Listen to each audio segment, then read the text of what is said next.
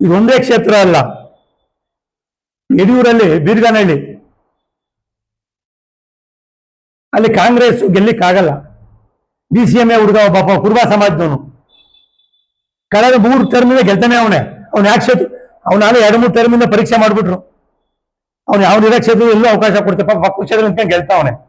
ಈಗ ಆ ಕ್ಷೇತ್ರದಲ್ಲಿ ಹೋಗಿ ಲಾಸ್ಟ್ ಟೈಮ್ ಆಗಿದ್ದ 6 ಸ್ಥಾನ ಇದೆ. ಮ್ಯಾಕ್ಸಿಮಮ್ ಅಲ್ಲಿ ಹಿಂದುಳಿದವ್ರು ಜಾಸ್ತಿ ಅವರ 6 ಗೆಲ್ಬೇಕಪ್ಪ. 2 ವಾರ್ಡಿಂದ 5 ಸೀಟು ಮ್ಯಾಕ್ಸಿಮಮ್. 2 ವಾರ್ಡಲ್ಲಿ ಹಿಂದುಳಿದ ಸಮಾಜದವರೇ ಜಾಸ್ತಿ ಇರೋದು. ಆ 5 ಕ್ಷೇತ್ರದಲ್ಲೂ ಎಲ್ಲೂ ಅವಕಾಶ ಇಲ್ಲ BCMAಗೆ. ಇನ್ನೂ ಜನರಲ್ ನಿಂತ್ಕೊಳಕ್ ಬಿಡ್ತಾರ ಜನರಲ್ ಅವರು?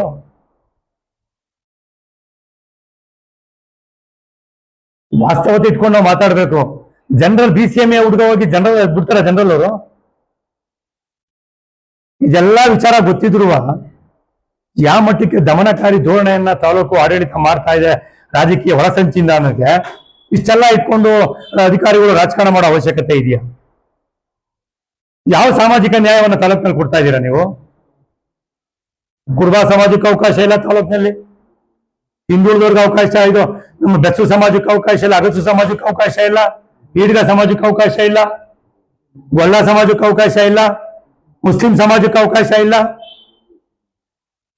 ನಮ್ಮ ಕೊಪ್ಪದಲ್ಲಿ ಮಾಗಡಿಪಳ್ಳಿ ಕೊಪ್ಪದಲ್ಲಿ ಮ್ಯಾಕ್ಸಿಮಮ್ ಮುಸ್ಲಿಂ ಸಮಾಜ ಇದೆ. ನೀವಲ್ಲಿ ಕ್ಯಾಟಗರಿ ತೆಗೆದು ನೋಡಿ, BCMA ಜೆಂಟ್ಸ್ಗೆ ಅವಕಾಶನೇ ಇಲ್ಲ.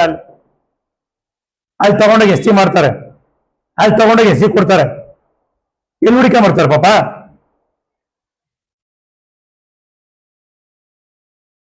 ಇಷ್ಟೆಲ್ಲ ಮಾಡ್ಕೊಂಡು ರಾಜಕೀಯ ಗಂಡಸ್ತನ ತೋರಿಸ್ತಾ ಇದ್ದಾರೆ ಇತ್ತೀಚೆಗೆ. ಪಾಪ ಏನು ವಿರೋಧ ಪಕ್ಷದವ್ರನ್ನ ಈ ಕ್ಯಾಟಗರಿ ಆಸೆ ತೋರಿಸ್ಬಿಟ್ಟು ಬದಲಾವಣೆ ಮಾಡಿಸ್ಕೊಡ್ತೀನಿ ಬನ್ನಿ ಅಂತ ಈಗ ಒಂದು 15-10 ದಿವಸದಿಂದ ಅಲೆ ಏನ್ ಪಾಪ ಇದು ಪಕ್ಷ ಸೇರ್ಪಡೆ ಅದಾಲತ್ತು ಮಕ್ಕಳಿ ಸರ್ಕಾರ ಅದನ್ನು ಮಾಡ್ಬೇಕು. ನಾವೇನೋ ನೋಡಿದೆ ಪಾಣಿ ಅದಾಲತ್ತು, MR ಏನು ಅದಾಲತ್ಗಳು ನೋಡಿದೆ. ಈಗ ಪಕ್ಷ ಸೇರ್ಪಡೆ ಅದಾಲತ್ತು ಕಸ್ಕಳದಲ್ಲಿ ಗೆಸ್ಟ್ ಹೌಸ್ಗೆ ಕ್ಯಾಟಗರಿ ಇದಾಗ್ಬಿಟ್ಟ ನಿಮ್ಗೆ. ಪಾಪ ಯಾರೋ ಆಕಾಂಕ್ಷಿಗಳು ಇರ್ತಾರಲ್ಲ, ಈಗ ಒಂದು 15 ದಿವಸದಿಂದ ನಿರಂತರವಾಗಿ ಪ್ರೋಗ್ರಾಮ್ ನಡೆದಿದೆ. ಇದೆಲ್ಲ ಮಾಡ್ಕೊಂಡು ನೀವು ಗಂಡಸ್ತನದ ರಾಜಕಾರಣ ಅಂತಾರ? ಇದು ಗಂಡಸ್ತನ ರಾಜಕಾರಣ ಮಾಡೋರು ವಿರೋಧಿಗಳನ್ನ ನೇರವಾಗಿ ಎದುರಿಸ್ತಾರೆ. ಕ್ಯಾಟಗರಿ ಮಾಡಿ ಹೆಂಗಸು ಬಿಟ್ಬಿಟ್ಟಲ್ಲಿ ರಾಜಕಾರಣ ಮಾಡಲ್ಲ ಇದನ್ನ.